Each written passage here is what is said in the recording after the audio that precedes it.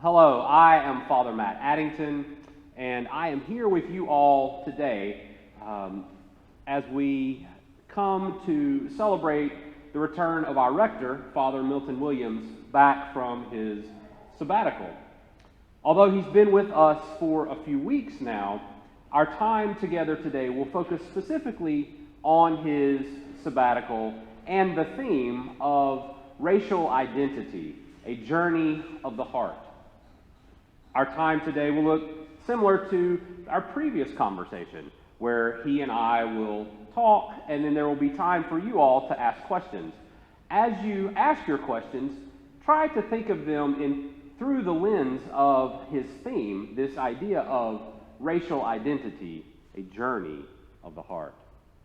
Father Milton, thank you for being here today, for giving your time, and officially, welcome back. Welcome home to Greensboro. It's wonderful for all of us to be here with you today and hear about some of your experiences. As we've just said, your theme for your sabbatical to Brazil and different parts in Africa was racial identity, a journey of the heart. Out of all of the experiences that you encountered, that you had, where did your heart sing? Where did your heart dance the most? Wow, thanks for asking that question. Because I like to dance and I like to sing, right? And it's easy for me to see life. It's hard for me to imagine life without music. And it is hard for me to imagine life without music, which means then there's no movement. To sing is movement. To dance is movement. And the movement takes place in the body. I will say that during my time away on sabbatical, I was acutely aware, as I cannot remember before, being aware of my body. Of where my body was in different places and spaces with different people, and how my body was seen, how people saw my body and responded to my body in different places and spaces, and then how that affected how I moved this body in places and spaces. But which also gave me freedom, a felt freedom to dance. I mean, because you can't dance without your body, perhaps, and to sing. So there are places, I can remember clearly, first stop was Brazil. I was visiting what I call my family there, people I've known since 1984. And out of that experience with my Brazilian family, my Brazilian sisters and I, we took a 3-day road trip. And I had planned originally to go to Búzios. Búzios is about a 3-hour car drive from Rio due east along the coast to revisit a place that means a lot to me. I've known since 1986. But I opened up the opportunity for the three of us, the two sisters and me, the brother, to go on this road trip and to spend 3 nights away at this fabulous hotel right on the beach. Just for your interest, Búzios was made famous by Brigitte Bardot. It was one of Brigitte Bardot's, one of her favorite places to visit. And it was just a road trip. You know, I'm always good for a road trip, right? And then take a road trip to the beach. Hey, man, yes. Yeah. But just the sense of joy that we had. It was as if we were teenagers all over again. From the moment we got in the car, to the moment we had to stop for a potty break, to the moment we stopped at a little cantina to get a little something to eat, to the moment we actually got to the hotel and we went into our hotel rooms, to the moment that we had, you know me well enough, on the first night there, I had arranged a cocktail party in my room for the three of us. So we had cocktails before we went out to dinner. I mean, just a sense of play. You know, just sheer unabandoned play. Nobody was watching us. Right. My two Brazilian sisters, they have children, or one's married with, and the other is married with grandchildren. So they left all of that stuff behind. Right.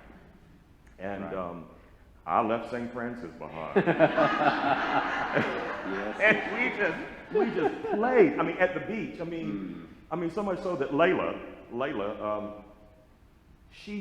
it came to her mind that she hadn't worn a bikini because our Brazilian father would not have allowed her. He's dead now. And we just laughed at the fact that she was wearing a bikini. I mean, we were just children to have that. Right. So that was really one place. Another place, I think, was where my heart in Ghana sang, but to a different song, to a different rhythm, to a different music, was the hotel I stayed in was adjacent to a little fishing post, a fishing village. And in the mornings, the men would go out into their wood-carved boats out into the sea and fish and come back. And I've always been interested again in the water, and I love to fish. And so one morning I decided that I wanted to capture that on film, to record it using my phone. And so I went down into the village and waited for the boats to come in. And as invisible as I could be in Ghana, I was there with my camera recording some meaningful moments. But again, that was different music. The environment was different, and my body was different. Because when I am in Ghana, people know by looking at my physical body, by my skin complexion, that there's a great possibility that I'm not from Ghana. So it is just understood, it is assumed, my body helps people assume that I'm not from there. Unlike when I'm in Brazil. When I'm in Brazil, no one would ever guess that I'm not from Brazil because of the way the people look black, the mixture of the races. But when I'm in Ghana, it is more difficult for me to move through places and spaces and not really be noticed. So I had to adjust my body, how I move through places and spaces, to a different rhythm. And then to be aware of the hospitality that I received from the people who knew that I was an outsider. But the way their hearts were open and just allowed me into their space.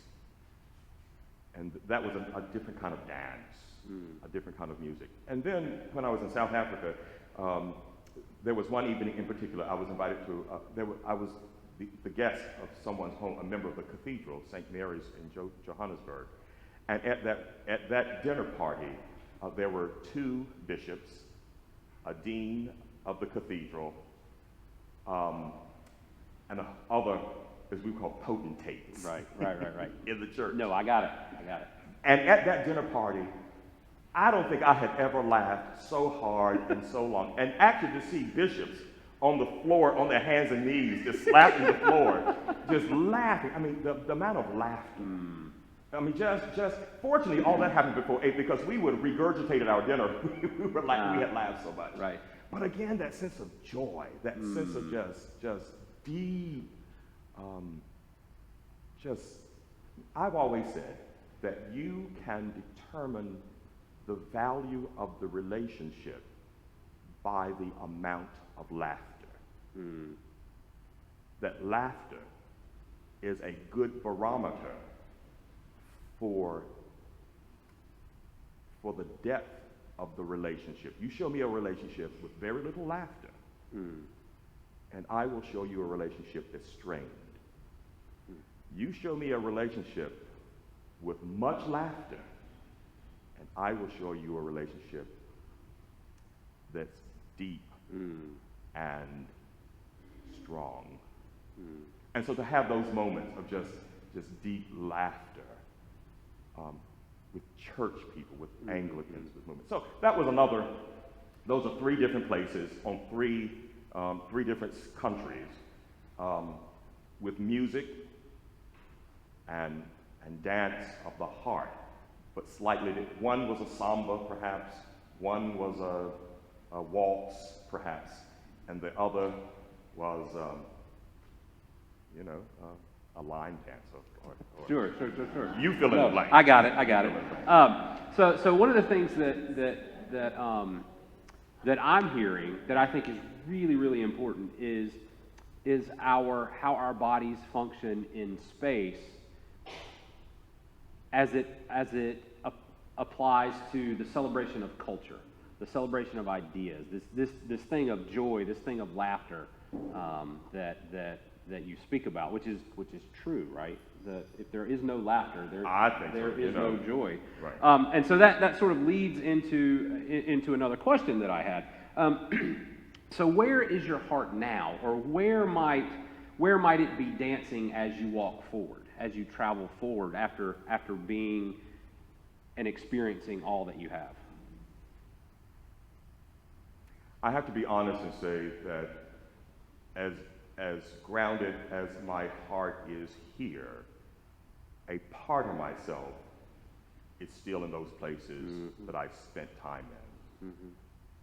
Case in point, just this morning, I was on the telephone with the director of continuing education at Virginia Theological Seminary, because out of my new relationship with the dean of the cathedral in Johannesburg, he has asked me to see if I might be a conduit through which he may come to the States and spend some time on sabbatical himself, just a couple days or weeks at Virginia Seminary. I do that because out of the relationship that we forged that went quick and deep while I was there, out of my care for him. It is interesting, thank God for WhatsApp. WhatsApp is the thing on your phone that allows you to talk without cost around the world. Because I've maintained communications with people in Johannesburg, people in Cape Town, obviously for all these decades, people in Brazil. So a part of myself, in some ways, is still, I mean, once you enter in someone's heart, right, it's hard to get out of the heart. I mean, just think about it. The heart, the body, the center of the body, the heart, that mechanism that gives life, provides blood to the whole body. And once there's a sharing of the heart, then there is I believe, for me, my experience is there was a true connection. And so I must be honest and say that a part of myself is still very much well connected there.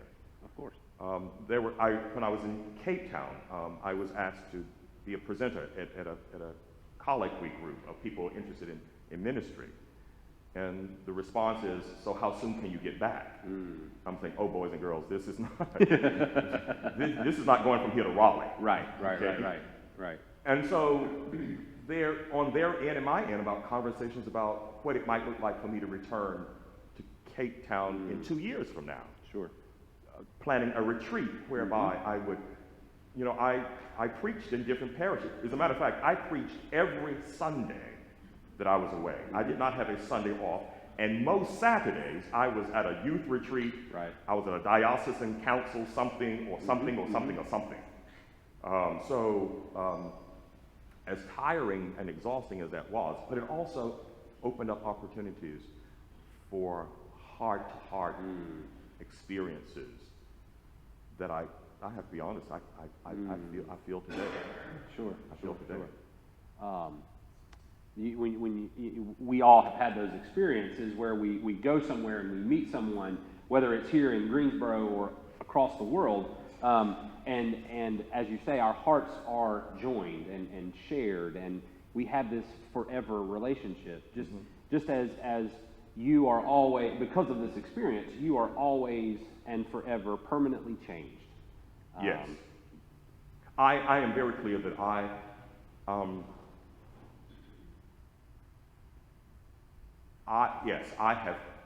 am changed in a way that gives me more joy today than I could have anticipated before I left. I am changed in a way that I am still discovering, in a way that I'm still discovering. And what gives me excitement is I don't know what it's going to be, but I know because of what has happened, it's going to be good for me, and it's going to be good for those who love me. Correct. I know that. Right. It is good for me. Because if I am a better, deeper, more profound me, then I'm able to love more profoundly, I'm able to give, and I'm able to receive love in a more deeper way. So, yeah. That reminds me of some things that Bishop Greg has specifically said to me, but also said to all of us when he was here while you were away, was this idea that as we just said, you will return permanently, always and forever, changed, full stop, the end. Just as this congregation that is St. Francis, has changed, right? Yes. And the idea is not to go back to the way it was. Oh, absolutely not. There's no way I would want to go back to being. Believe me, you know me. I love me some me, and I make no bones about that. Right. But the person you are seeing today is a better person. Let me quickly. The Blue Cross Blue Shield building on Lakeshore Drive in Chicago. Occasionally, they would use the windows, the portals of squares, and they use the lights from the inside of the building to create sign symbols, right? Like sometimes there's a heart by turning on the lights, right? All right. And so if you're driving on Lakeshore Drive heading north, you get to see the Blue Cross Blue Shield building. And I've always said to myself, having lived in Chicago, that I want to be like the Blue Cross Blue Shield building, that the longer I live, the more lights I want on in myself. So that when you see me, you're seeing all the lights are on. Right. All the lights are on. And that's the way I want to live my life. I mean, that's what I pray for. Sure. Yeah. Well, with that, as all the lights are coming on, and hopefully some lights have come on here for you all in terms of questions and or maybe comments, this seems like an appropriate time for us to share some of the questions that you all may have as we go forward. So, questions for Father Milton?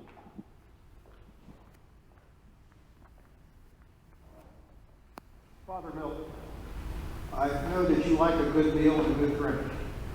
Yeah, a good meal and a good drink, that's right. So here's my question. What was your most memorable meal?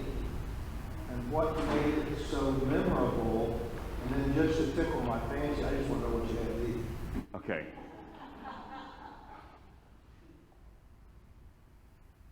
One of my most memorable meals, I was invited to the home of a family. They were celebrating, it was a service of Thanksgiving.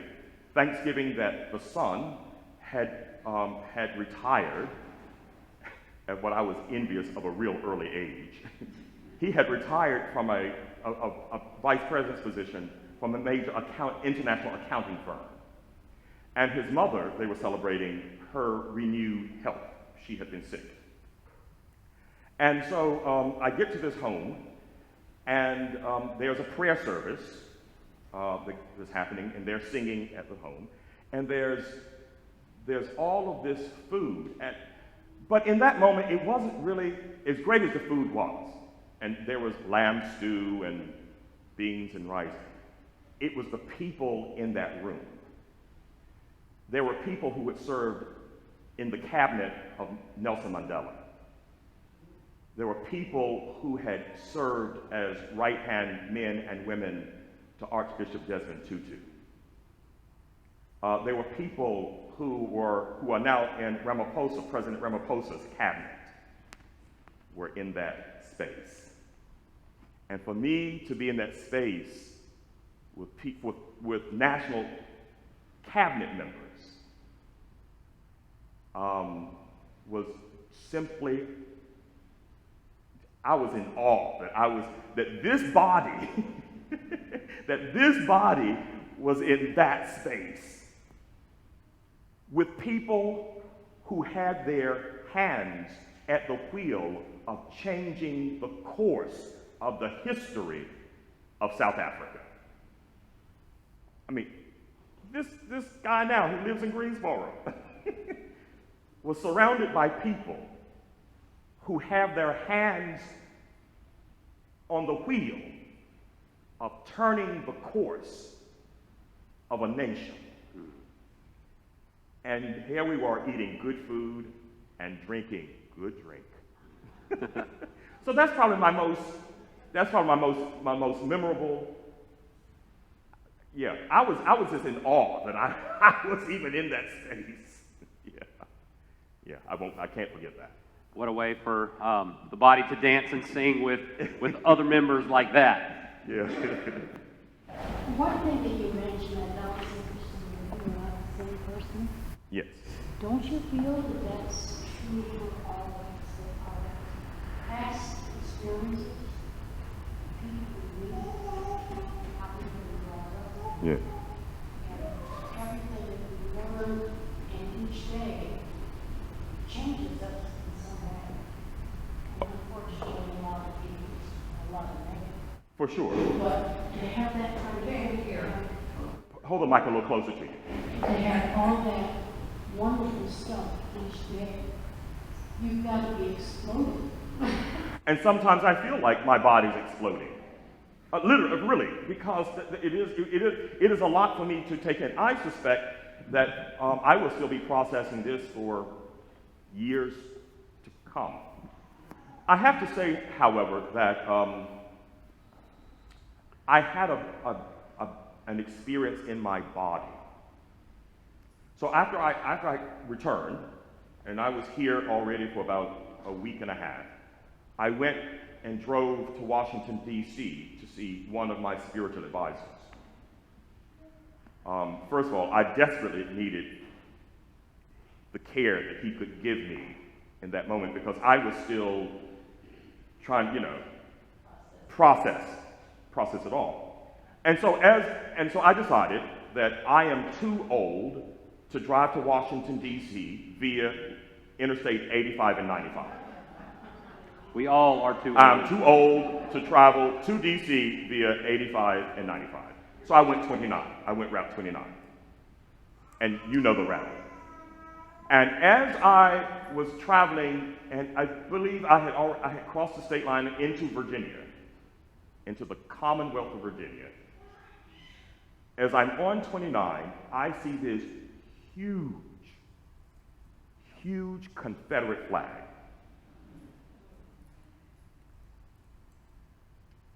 And I nearly had to pull my car over. And I was wounded. I was deeply wounded. And I really had to gather myself. Because that was a music that I wish not to listen to. And that is a dance I will not dance. Because seeing that flag said to me, I have come home to a place where I am not wanted. That I never would have had that experience in any of the places where I had been on the continent of South America, on the continent of Africa. I never would have had those experiences. And I said, but I'm supposed to be home. And this flag tells me I am not wanted. And it physically affected my body. Again, I was so changed by the sabbatical that I am very aware. I thought I was always aware of my body. But I think more acutely now of where this physical body, how it moves in and out and through spaces. What it means to me, and what it just may mean to other people. Yeah.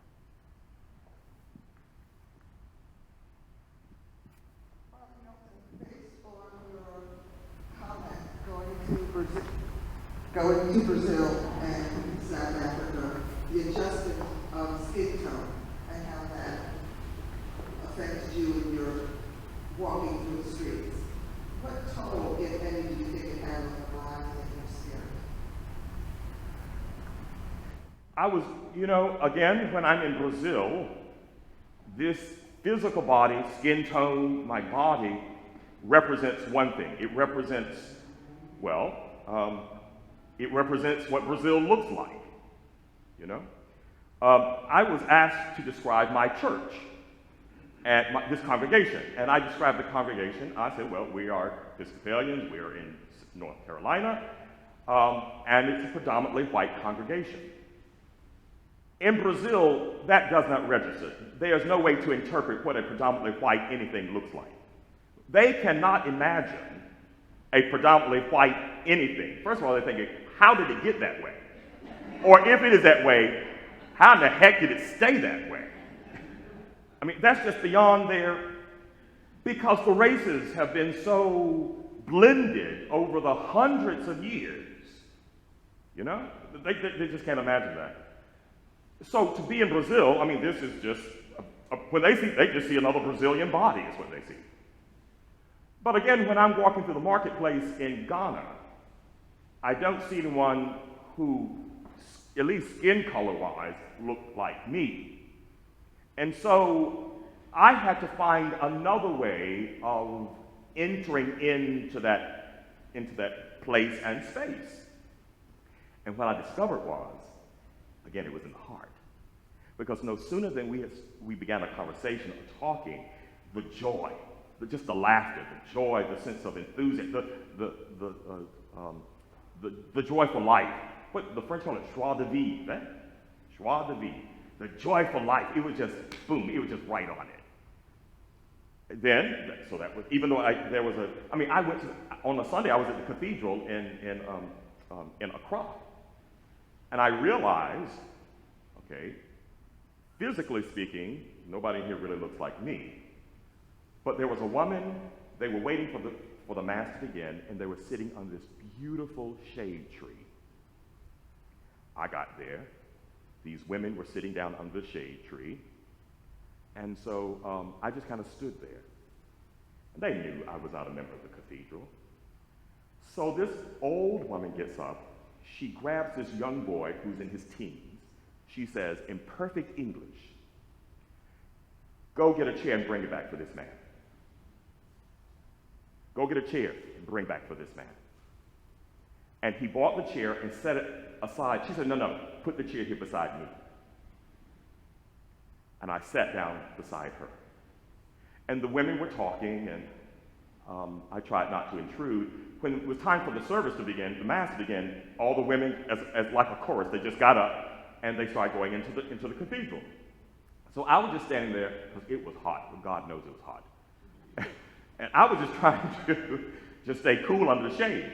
And what she said was, church is about to start, come. And I was taking my sweet time. And she said, no, church is starting now. Get into church. You see, she had claimed me to say, no, you're here. You're this. It's time to start. It had nothing to do with how I physically looked, you see. But it was a matter of the heart. And I thought, wow, this is nice. When it was stand up. I mean, she did give me orders. Like, okay, I can do this. I know how to do this. And then in South Africa, again, it was different. My body represents something different when I'm in Johannesburg versus when I'm in Cape Town. The concentration of biracial people or mixed race people or colored people in Cape Town is more obvious. And so when I go to the cathedral at St. George's in Cape Town, they assumed that I was somebody's son, somebody's nephew, somebody's brother, somebody. They just assumed I lived in the neighborhood. So again, and I was aware that I had to make emotionally these adjustments, as equally so when I came back to the United States, how I have to continuously make those adjustments. because of where this body moves in places and spaces. So what's the toll on the body because of that? I'm still, the toll on my body, I'm still trying to work that out. I haven't had an experience the other day. I had a very quick experience. I won't go into details. This past weekend, I was in Paducah, Kentucky. I was the preacher for a classmate of mine. And I had to fly from here to Nashville. And I had an encounter with a man on the plane, with a white man on the plane. And there was an encounter, and there was an inner trigger, emotional trigger happened. I felt that he was ignoring me. I presented my best self, my best behavior. I used my best voice. I did not have on my collar, but I had on a navy blue. I was wearing a Brooks Brothers blazer, and he was in shorts. Okay, enough said. Enough said. I'm wearing a Brooks Brothers blazer. He's wearing shorts, and I felt disrespected me. And I presented my best self because, and when he did that, a trigger, and literally I had to talk myself off the roof of that plane. That's what it did to my body.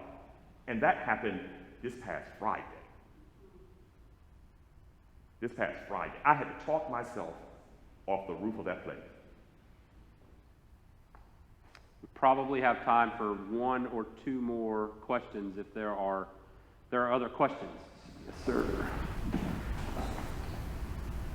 I know, Milton, you probably already answered some of this, but in your views of racism, both personally and in a broad sense, do you feel like those have changed at all? And if so, how? Since your trip? I'm going to ask you, here in the United States or there? Both. Okay, let me see. First, that was not my first time in South Africa. And it was, I wanted to go, that was another reason for choosing South Africa, because I wanted to see what advancements they had made since I was there in 1997. 1997. What I will say is, I am surprised at how, in a relatively short amount of time, from the institution of the new constitution in South Africa until present day, what advancements they have made in race relations in this relatively short amount of time, since the end of apartheid. I think any of us would be amazed at what advancements they have made since the fall of apartheid until now. Now, do they have a lot of work to do? Indeed, they have a lot of work to do, because apartheid destroyed the hearts and souls, not just of black people. You cannot destroy me without at the same time destroying yourself. Right. You cannot kill me without at the same time killing yourself. It's impossible. And there are a lot of dead people walking around. And so, with that, yes, I think on a perspective, they've made much further progress than we have, considering the civil rights, the passing of the civil rights movement in, 1968? We've had all these decades, and look where we are today, considering where they have been at a relatively short amount of time. And you can feel that. They are still having conversations that we don't even want to have. Or they're having conversations that we pretend situations don't exist anymore. But they are working through it.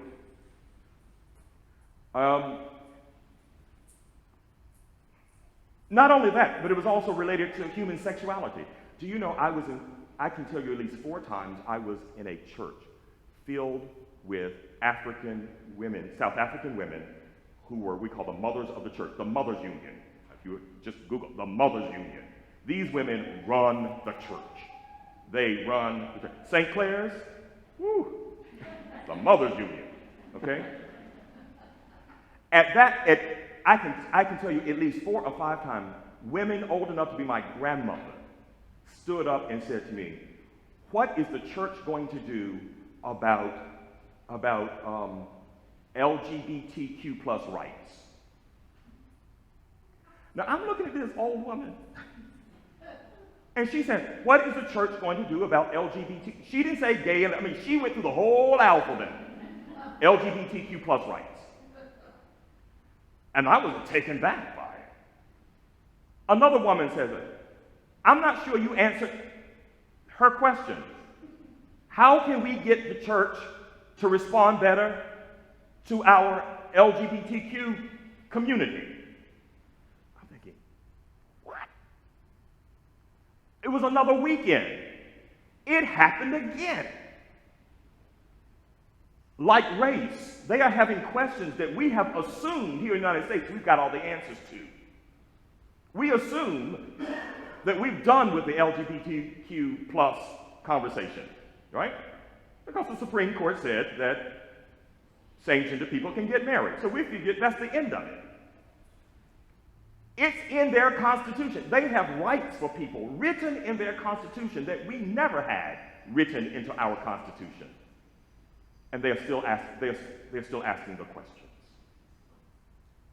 And to experience that, and they are passionate about it, very quickly, the conversation about reparations.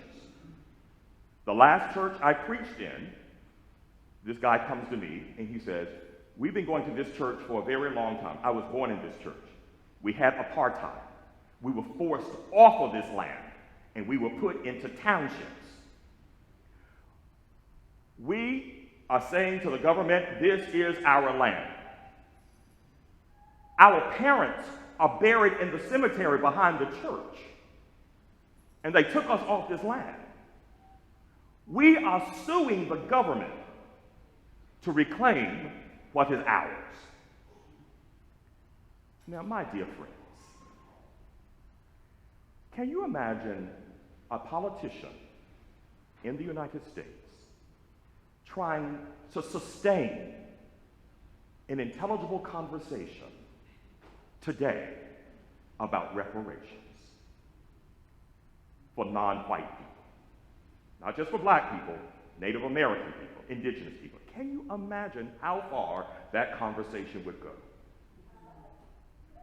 But they are having those conversations to see how the people of South Africa are using their voices, because they believe God intends it to be so. All these conversations around gay and lesbian LGBTQ rights and reparations were happening in the church because they believe God intends it to be so.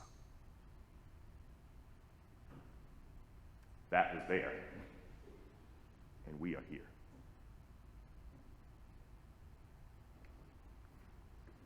Last question. That last question was, I was going to try to form an intelligent question about the church in South Africa, which is an Anglican church. Yes. They send bishops to the house of bishops. Yes. But I've heard that they, on gender issues, they say to us, the colonialism, you taught us in the Bible that, men shouldn't Yes. lie together and so forth. Yes. Are they past that, or are those women past it and the church? No, what happened was, let me explain the women, the issue, because maybe I wasn't clear. I inquired about why the questions were coming from the women. They were coming from the women. They were saying, why won't the church be more open to gay and lesbian people? That was the question. Why it won't be more open? That was it. If I didn't communicate, I need to be very clear about that. Why is the church resistant to LGBTQ plus freedom? And so I asked someone, why am I hearing this from these grandmothers? And they said to me, this is only one response, just one response. They said, you are hearing this from the grandmothers because the grandmothers are now rearing their grandchildren. And the grandchildren are self-identifying as LGBTQ+. And these grandmothers cannot imagine a life without the church. They cannot imagine a life without their family.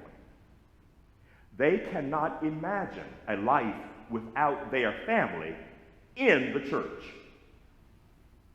And they will do whatever it takes to make sure the church provides room for their grandchildren when their grandchildren self-identify as gay and lesbian, transgender. So that's modus operandi. South Africa, when you look at the House of Bishops, if you look at Lambeth and you look at the whole continent of Africa, South Africa tends to be in a different place tends to be in a more progressive, and I say this as an American Westerner, right? Let's be clear, I own that. As an American Westerner, South Africa tends to be on a more progressive track than the larger dioceses, the larger provinces, such as in places of Kenya or Nigeria, where there are more Anglicans by number. And because there are more Anglicans by number, there are more Anglicans in Nigeria than we will ever have in the United States. There are more Anglicans in Kenya than we could ever dream of ever having in the United States. There are more Anglicans in South Africa than we have in the United States. And so these populations of large numbers are using their voices, and sometimes their voices are heard on a larger scale. So again, Africa is not a country, Africa is a continent, and you have to ask yourself, where on the continent are we talking about how these issues are being lived out within the full Anglican communion, which includes the United States. Wow. I'm not sure how to respond to all of that, other than to say we are so thankful. We, St. Francis, we, the church, are and should be so thankful that you were able to have these experiences. And we see very easily from your stories, from your words, how your heart was able to dance. But we see also how you are forever changed, and how we all will be better because you are forever changed. And so I am excited, I am hopeful, I am joyous to see what comes next for you as you continue to discern, as you continue to process, as you continue to be aware of your body in its spaces. And I'm excited for us here as we get to walk that way with you. Yeah. So thank you for sharing. Know that this place loves you deeply, cares for you deeply, and we look forward to walking this journey with you together. Thank you.